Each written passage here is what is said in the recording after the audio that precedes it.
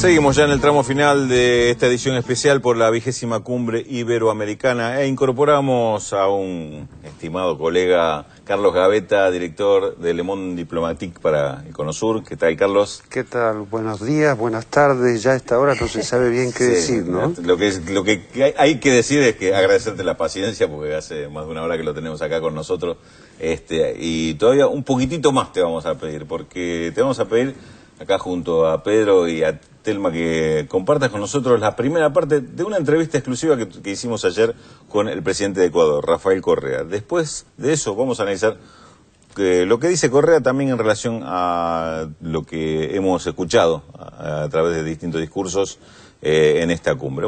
Pero vamos a ver la primera parte de la entrevista exclusiva con Rafael Correa. Saluda al Taitaín decidiendo lo que estás para que puedas llevarte en adelante.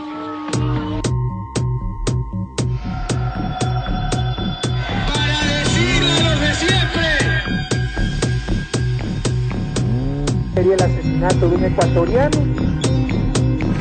Buena suerte, Dios te acompañe en tu inmensa tarea. Felicitaciones. ¡Quieren matar al presidente! ¡Aquí está! ¡Mátenlo, presidente!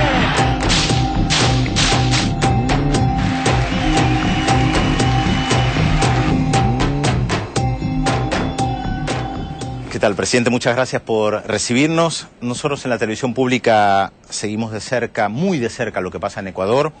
En realidad, desde hace bastante tiempo seguimos muy de cerca la rebelión de los forajidos en su momento. Es más, hicimos comunicaciones en directo con Ecuador, con el periodista Paco Velasco, que nos iba contando lo que estaba pasando, esa movilización popular.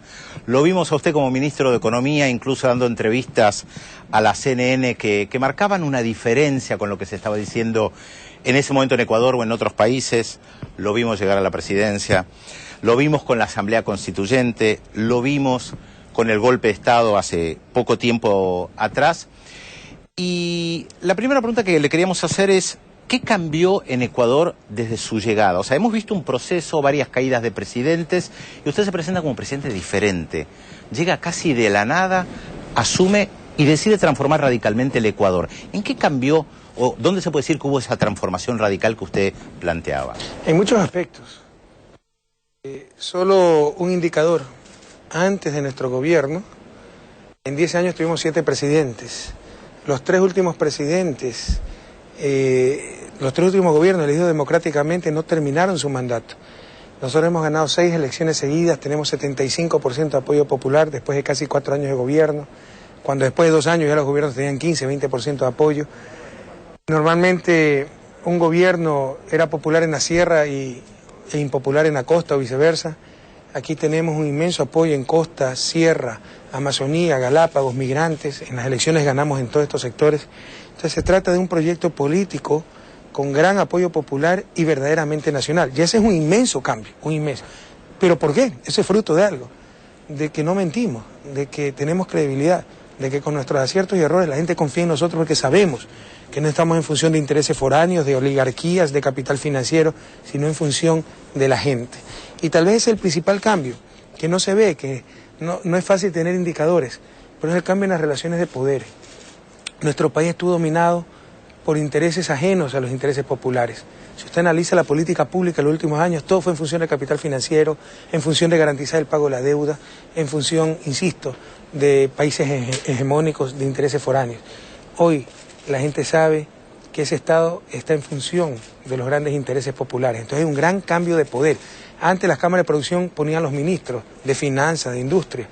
Ahora saben que esas son decisiones soberanas en función de las grandes mayorías. Entonces hay un cambio en la relación de poder que a su vez produce que un Estado, que antes era para unos pocos, ahora sirva a esas grandes mayorías. Algunas de esas transformaciones evidentemente se han visto en lo económico. Hay un cambio de paradigma, en los cuales Ecuador es un ejemplo claro de lo que está pasando en Latinoamérica y una avanzada.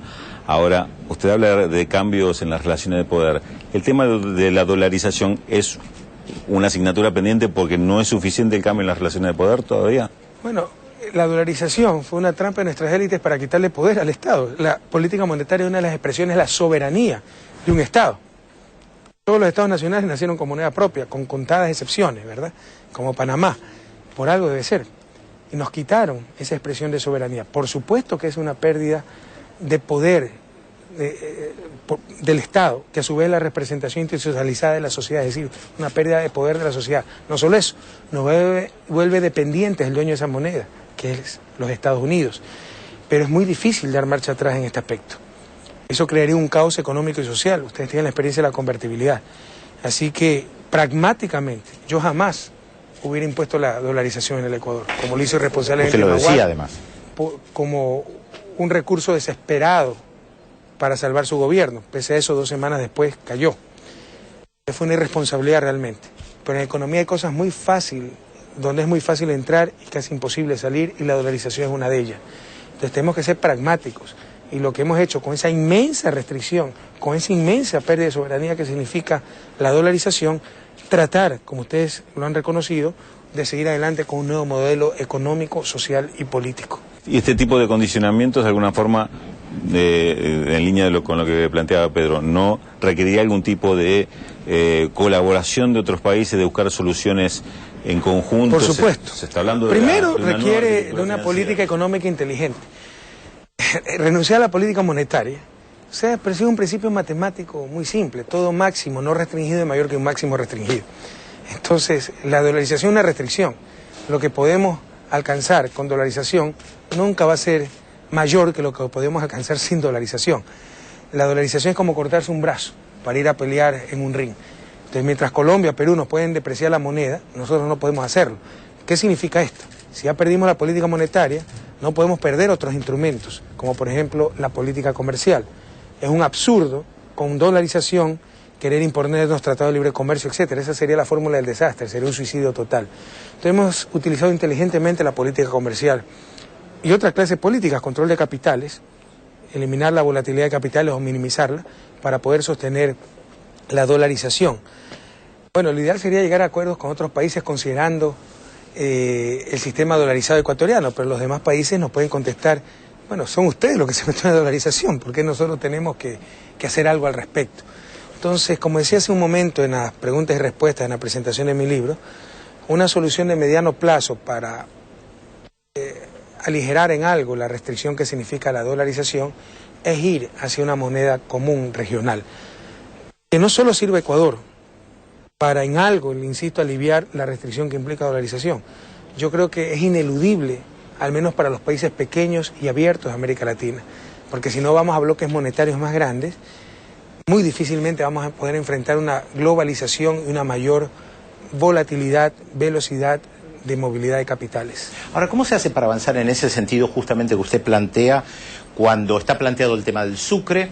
Hay algo que se llama UNASUR, hay algo que se llama Mercosur, hay algo que se llama ALBA, como muchos organismos en movimientos en América Latina que no terminan de confluir y que tal vez algunos tienen caminos por separado. ¿Cómo se hace para avanzar? Pero van a confluir. O el Banco del La Sur, por Comunidad ejemplo. Andina y el Mercosur tienen que confluir en UNASUR. ALBA es algo distinto, es un compromiso de países más decididos a la integración, a actuar en conjunto. ALBA tiene 30% de los votos en la Organización de Estados Americanos, es una instancia sobre todo política. Más ideológica. Pero, por supuesto, países con coincidencias ideológicas para llevar posturas comunes como bloque a organismos internacionales, pero le insisto, o sea, Mercosur y CAN tendrán que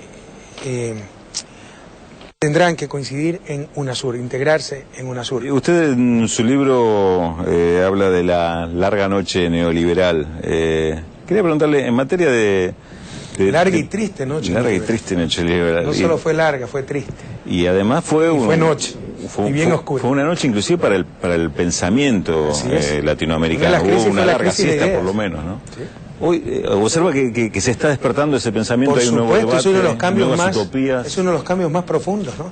Ya nos atrevemos nuevamente a pensar. Y América Latina, y sobre todo América del Sur, y de UNASUR, es una ebullición de nuevas ideas. Estamos hablando de nueva arquitectura. La propia integración. Nunca se ha hablado con tanta fortaleza. Y no es una integración como fue el Mercosur, marcada por el mercantilismo. Es una integración de nuevo cuño, buscando crear una sociedad sudamericana, no un mercado. Buscar ciudadanos de Sudamérica, no consumidores de Sudamérica. Yo creo que se ha superado esa aridez, ese desierto, esa noche, en cuanto también a producción de pensamiento propio, elaboración de ideas. Y hay un despertar en ese sentido en América Latina. de esa larga noche del neoliberalismo a la región le costó muchísimo salir, pero entre los que le costó mucho, quizá a Ecuador sea al que más le está costando, ¿no? El tema de los condicionamientos que ha tenido como país por la pobreza, por ciertas condiciones de aislamiento, ¿no, Carlos? Bueno, está clarísimo lo que dijo Correa. Además, aquí en Argentina no hay mucho que explicar sobre la cuestión de la dolarización, ¿no es cierto? A mí lo que me llamó la atención en el reportaje a Correa, creo que viene muy bien ensamblarlo después de los discursos de la cumbre, porque la verdad, hablando en este caso de la cumbre iberoamericana, yo la noté bastante deslucida, la verdad. No para negarle ningún mérito a al acta democrática, al apoyo a Argentina en Malvinas, al contrario, sino en el tampoco por las ausencias, porque Chávez no vino porque se está inundando Venezuela y Zapatero no vino porque se está incendiando España, ¿no? Esa es la razón por la cual las cumbres iberoamericanas ahora están un poco deslucidas. Si se hubiera realizado en Ecuador o donde fuese, hubiera sido lo mismo. Es decir, el país desarrollado, el que funge como país desarrollado aquí, que vendría a ser España, que por otra parte es el propiciador, el iniciador de todo esto hace 20 años... hoy está en una crisis gravísima. Entonces, no solo por la ausencia de Zapatero, que es simbólica, sino por el hecho de que resultó evidente acá que la fuerza está en los países latinoamericanos. Es decir, más allá de los discursos, donde cada uno se vanaglorió de sus propios progresos, que en muchos casos son reales, porque los progresos en América Latina, en la mayor parte de los países, son reales, más allá de todas las contradicciones y problemas. Lo que resultó evidente es que cualquier reunión del Mercosur, de UNASUR, es más vigorosa, más importante que la que acabamos de ver. Justamente... Discúlpeme, Carlos, sí. Señalando esto que vos marcás de los discursos que yo escuché, obviamente no me fue posible escuchar todo, pero me llamó algo la atención. Hubo el nombre y apellido de una empresa privada, Telefónica, que lo resalto porque en el diario El País hoy justamente hay una nota respecto de la cumbre donde se señala que en los proyectos de educación, Telefónica y los bancos españoles van a ser parte de los grandes donantes para los proyectos de educación. Y no sé si se escuchó alguna empresa privada de otro país. No lo sé, pero fíjate vos, hasta hace poco nos preocupábamos muchísimo porque era el Banco Mundial el que lanzaba los grandes proyectos y las líneas directrices de la educación en América Latina, ¿no? La privatización de la educación de los años 90, que aquí la vivimos muchísimo, era el Banco Mundial. ¿Serán ahora los bancos españoles los que hagan esto? En El País hay una nota de una directora del Banco Mundial sobre el tema de educación, mira qué casualidad. Exactamente, por eso yo echo de menos, por eso el discurso de Correa es interesante, lo que echo de menos en esta cumbre, no porque el tema educación que se trató no sea importante, es vital, es esencial, pero el verdadero tema es la crisis y la integración estructural sudamericana, es decir, que realmente se ponga en marcha el Banco del Sur. No se resuelve en una cumbre iberoamericana, pero en una cumbre iberoamericana sí hay que prestar atención a las cosas que vos señalás, Pedro. ¿Qué hace Telefónica participando en la educación de las sociedades latinoamericanas? ¿Qué hace una empresa privada con eso? Ya sabemos que esa es una tarea esencial de los Estados. Entre nosotros, desde la ley 1420 de Julio Arroca, de enseñanza pública, obligatoria, universal y laica, eso existe, es el Estado el que se ocupa de eso. Por eso falta debate sobre el diagnóstico de esta crisis, ¿no? Porque seguramente las conclusiones no serían las mismas que se están sacando en Europa, que terminan llamando al Fondo Monetario Internacional para que le haga un plan de rescate. Las políticas que nosotros abandonamos, ¿no? Yo creo que esta cumbre, me parece lo más llamativo, es que es como una cumbre de transición entre aquellas cumbres de hace 20 años donde de alguna manera los que tallaban en la agenda eran España sobre todo, y sobre todo a partir del desembarco de Repsol, de Telefónica, y digamos imponiendo esta cosa privatizadora porque estábamos en la era neoliberal durante los 90, del 91 en adelante, y esta cumbre donde coexistieron donde coexistió con una cumbre de UNASUR y donde cada vez más, me parece, por lo menos en nuestra región, está tomando importancia las decisiones de UNASUR y no tanto, por eso de ahí lo de esta cumbre un poco deslucida. Quiero remarcar también otra cosa que me pareció interesante a lo largo de la mañana, es todos los países de Iberoamérica han sufrido dictaduras tremendas. España y Portugal también, han sufrido, claro, no hay que olvidarse, es verdad. Unas dictaduras horribles, sí, sí. Y por supuesto ni hablar de nuestra región. Entonces me parece que uno de los puntos salientes de esta cumbre, aunque no sea tan precisa como en la cumbre de UNASUR, sea la cláusula democrática, es algo a destacar. Me parece que se proyecte una serie de reuniones de urgencia y una serie de sanciones para aquellos países que rompan con el régimen democrático, me parece que es algo que es muy destacable de esta reunión. De todos modos, hay un dato importante que convendría dar una precisión a lo que acaba de decir Telma. ¿Por qué es un poco más deslucida el acta democrática de la cumbre iberoamericana respecto a la de UNASUR? Que se liga con lo que yo decía antes, los poderosos somos nosotros ahora en estas reuniones, ¿no? Según el diario El País, influencia de España, para que sea, según el diario El País. A eso iba.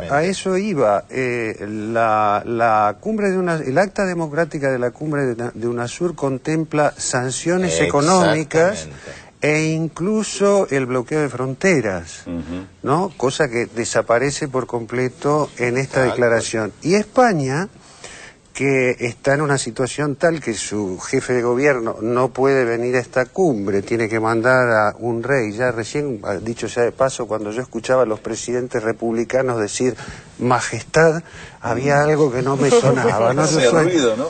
Pero sí, bueno, pero... Es un tratamiento protocolar. Sí, no, lo asumo, lo comento, por eso lo comento entre paréntesis, pero... España no puede. España es el próximo niño asistido de la comunidad internacional. Ya conocemos la cadena, primero fue Grecia, luego Irlanda y ahora se están disputando el tercer lugar entre Portugal y España, que estaban los dos aquí. Estaban los dos. Entonces, naturalmente que ellos no se pueden echar encima a Estados Unidos, que controla el Fondo Monetario Internacional, no pueden pelearse con algunos socios de la Comunidad Económica Europea porque van a necesitar la ayuda financiera, de modo que España... No quieren tampoco, no quieren, no es que no pueden, no quieren, ideológicamente no quieren. No, claro, no quieren porque en este momento Zapatero está gobernando a la derecha y es muy probable que tengamos un gobierno de extrema derecha dentro de poco en España. No, hay una acotación y no pueden desengancharse del euro. Digamos, no pueden decir basta de convertibilidad. Claro. Digamos, no pueden desengancharse del euro porque sería la otra solución, por lo menos la que Paul Krugman, el premio Nobel, es lo que aconseja que deben hacer. Interesante, no se pueden desenganchar del euro. Correa dice que no se pueden desenganchar del dólar, pero nosotros nos tenemos que desenganchar para ir a una pausa, ¿no es cierto? Exactamente. Así que vamos a una pausa y después seguimos analizando un poco la cumbre en la segunda parte de la entrevista con Rafael Correa.